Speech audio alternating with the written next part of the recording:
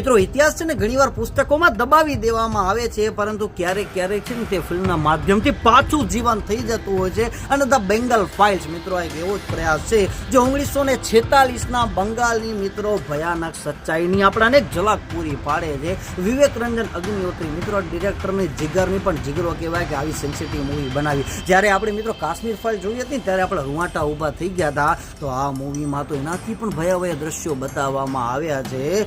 મિત્રો ખરેખર કરુણ ઘટના તો એ કહેવાય કે આ મૂવી સત્ય ઘટના ઉપર આધારિત છે. એનો મતલબ કેટલા વર્ષોથી આની સચ્ચાઈ જે આપણી સામે છુપાડી રાખવામાં આવી અને જે ફિલ્મના માધ્યમથી આપણાને જે અનનોન પાત્ર હતા એના વિશેની ખબર પડી યાર.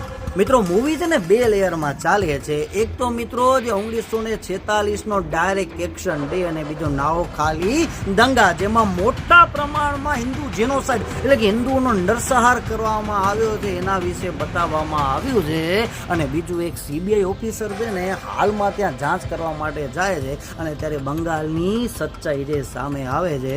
મિત્રો જ્યારે થિયેટરમાં મૂવી જોવા જાશો ને ફર્સ્ટ હાફમાં તો એવા સીન બતાવવામાં આવ્યા છે જે જોઈને તમે મિત્રો વિચલિત થઈ જશો યાર. અને સેકન્ડ હાફમાં 1-2 દ્રશ્યો તો એવા છે તમને ધ્રુજારી ઉપડી આવશે ને તમને એમ થશે કે આ પાર્ટીશન સમય હિન્દુઓને કેટલું ભોગવવું પડ્યું છે યાર.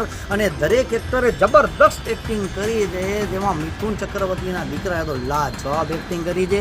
અને સીબીઆઈ ઓફિસર તરીકે જે દર્શન કુમારે રોલ નિભાવ્યો છે ને મિત્રો બહુ જ મસ્ત છે.